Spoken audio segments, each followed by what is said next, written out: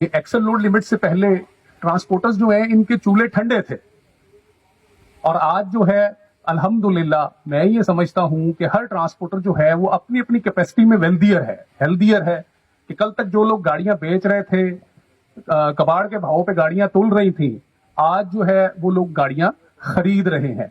और Excel load limit से पहले ये बात भी किसी से छुपी हुई नहीं थी कि एक ट्रांसपोर्टर जो है वो नहीं कमा रहा था, बाकी सब लोग ही कमा रहे थे। तो इसमें जरूरी है आप सबका जो है मिलके चलना, इत्तेफाक से चलना, क्योंकि जब तक हम लोग मिलके नहीं चलेंगे ये काम नहीं हो सकता। अगर हम लोग कहें कि ये सिर्फ हमारी जो लीडरशिप है ये उसी का काम है और उन्होंने ही इसको लेके चलना है, तो ये मैं समझता हूँ रॉन्ग परसेप्शन है, इसको कंडेम करना चाहिए। और सेकेंडली मैं ये भी समझता हूँ सर कि जहां तक माफिया का ताल्लुक है, जिसमें इंडस्ट्री है या और लोग हैं, अगर उनमें इत्तेफाक हो सकता है तो हम लोगों में इत्तेफाक क्यों नहीं हो सकता। अच्छा, मैं आपको अपना तारुफ करवाऊं। देखें, मैं इस फील्ड के अंदर इंटर हुआ हूं ऑलमोस्ट 5 to 6 years, मतलब मुझे हुए हैं। अच्छा, मैं इसमें आगे समझ गया हूं कि ट्रांसपोर्टर जो है उसकी सर्वाइवल जो है वो एक्सेल लोड लिमिट के अंदर है। लेकिन मेरे वो साथी जिनको मैं देख रहा हूं जिनका 3rd जनरेशन का बिजनेस है और माशाल्लाह उनके मतलब एक अच्छे लेवल पे बिजनेसेस हैं और वो नैनो पार्टिकल लेवल पे अपने बिजनेस की कैलकुलेशंस भी लगाते हैं, तो उनको ये क्यों समझ नहीं आता कि एक्सेल लोड लिमिट के अगेंस्ट जाना जो है इसमें हम सब की तबाही है। देखिए, किसी भी काम के अंदर ना एक डिफेंस लाइन होती है।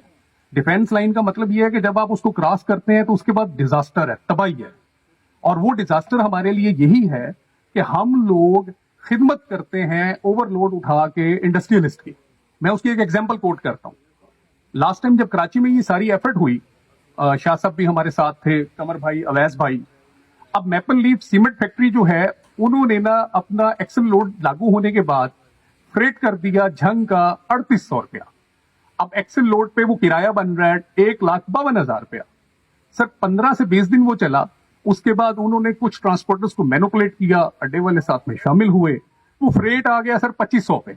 गाड़ी ने 60 टन वजन डाला, उसका किराया बना 1,50,000, जबकि 40 टन का बन रहा है 1,52,000। मैं आपको पूरी कैलकुलेशन दे रहा हूं, लेकिन हमारे ट्रांसपोर्टर भाई और दोस्त जो हैं वो भाग भाग के उसको लोड कर रहे थे। तो मुझे ये समझ नहीं आती कि जब आप अपने हर स्टेप को बड़े सोच समझ के लेते हैं, कैलकुलेशंस करके लेते हैं, तो यहाँ हमारे जो बहुत सारे ऐसे दोस्त हैं जो इस रूल को जो है एक्सेप्ट नहीं कर पा रहे होते और वो एक्सेल लोड की जो है